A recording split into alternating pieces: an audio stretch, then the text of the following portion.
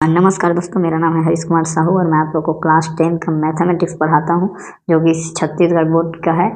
और हम पढ़ रहे हैं अध्याय 1 बहुपद, जिसका हम आज प्रश्नावली क्रमांक 1 को क्या करेंगे, हल करेंगे।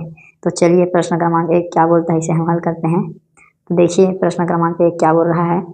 ये बोल रहा है कि बहुपद x square minus x plus 1 को एक्स प्लस 1 से भाग देकर भागफल और शेषफल ज्ञात कीजिए। ठीक है, तो हमें ये वाले बहुपद को इससे भाग देना है और भागफल ज्ञात करना है और शेषफल ज्ञात करना है। तो चलिए दोस्तों, हम इसका भागफल और शेषफल को ज्ञात करते हैं।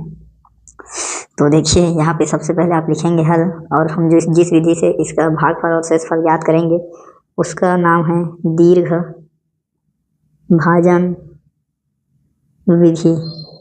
ठीक है, इससे हम लोग इसका भागफल और शेषफल को ज्ञात करेंगे दीर्घ भाजन विधि द्वारा। उसके लिए आप इस प्रकार से कॉलम बना लेंगे और हम अंदर में इस यहाँ पे लिखेंगे जो भाज्य है उसको, जो भाज्य हमें दिया हुआ है उसको हम क्या करेंगे, लिखेंगे। तो x square minus x plus 1 ये हमें दिया है और इसको भाग देना है एक्स प्लस 1 से। ठीक है, तो देखिए हमें ये जो पहला पद है वो लाना है। तो देखिए ये एक्स प्लस 1 में हम किसका गुणा करें कि पहला पद एक्स स्क्वायर हो जाए। तो ये एक समय यदि हम एक्स का गुणा कर देंगे, ठीक है, एक समय हम यदि एक्स का गुणा कर देंगे तो ये एक्स स्क्वायर आ रहा है। ठीक है, तो हम पहला पद में किसका गुणा करेंगे, तो एक्स स्क्वायर आ रहा है एक्स का, तो यहाँ पे आप लिखिएगा एक्स। ठीक है, अब आगे चलिए गुणा कीजिए।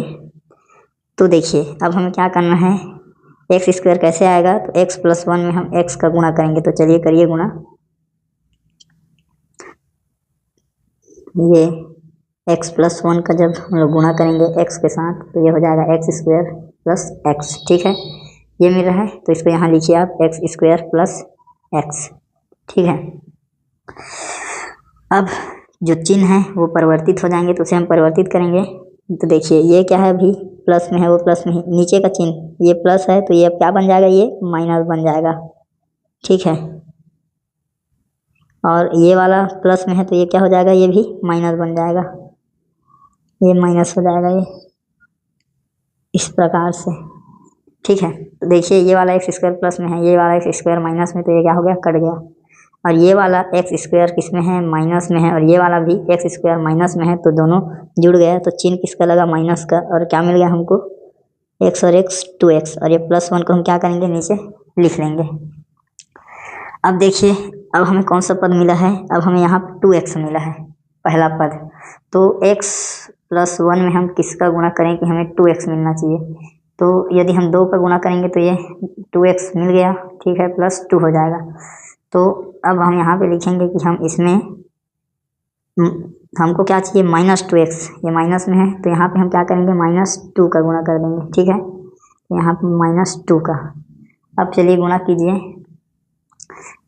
ये जो x प्लस 1 है इसमें हमें गुणा करना है माइनस 2 का, तो ये हो जाएगा माइनस 2x और प्लस और माइनस माइनस, और 2 एकम 2। ठीक है, तो हमें ये मिल जाएगा। तो चलिए हम इसको यहाँ पे लिखते हैं, जो मिला तो माइनस 2x मिला और फिर माइनस 2 मिला। ठीक है, अब चिन्ह परिवर्तित हो जाएगा, ये वाला ऋण में है तो ये धन बनेगा, ये वाला ऋण में है तो ये भी धन बन जाएगा। अब ये वाला थर्ड गया, तो एक ऋण में है एक धन में है, एक कट गया, और ये दोनों धन में है तो इसलिए क्या हो गया, ये जुड़ गए 3। तो ये हमारा क्या है, शेषफल है। ठीक है, क्या मिला हमको, शेषफल 3 मिला है। ठीक है, और ये जो x ऋण 2 है ये क्या है, भागफल है। ठीक है, तो हमें ये प्रश्न के उत्तर में हम लिख सकते हैं कि अतः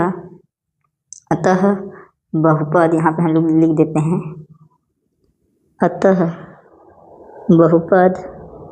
ठीक है, क्या बहुपद दिया था, x square minus x plus 1 को एक्स प्लस 1 से भाग देने पर, भागफल पूछा है और शेषफल पूछा है, तो भाग देने पर भागफल क्या मिला, भागफल बराबर क्या है, ये वाला हमारा भागफल होता है।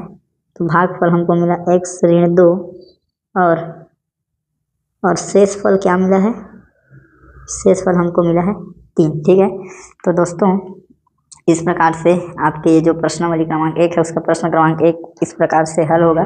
और यहाँ पे आप जो भागफल के रूप में यहाँ पे आपको मिल जाएगा। ठीक है, तो भागफल हमको क्या मिला है, x-2 और शेषफल क्या मिला है 3।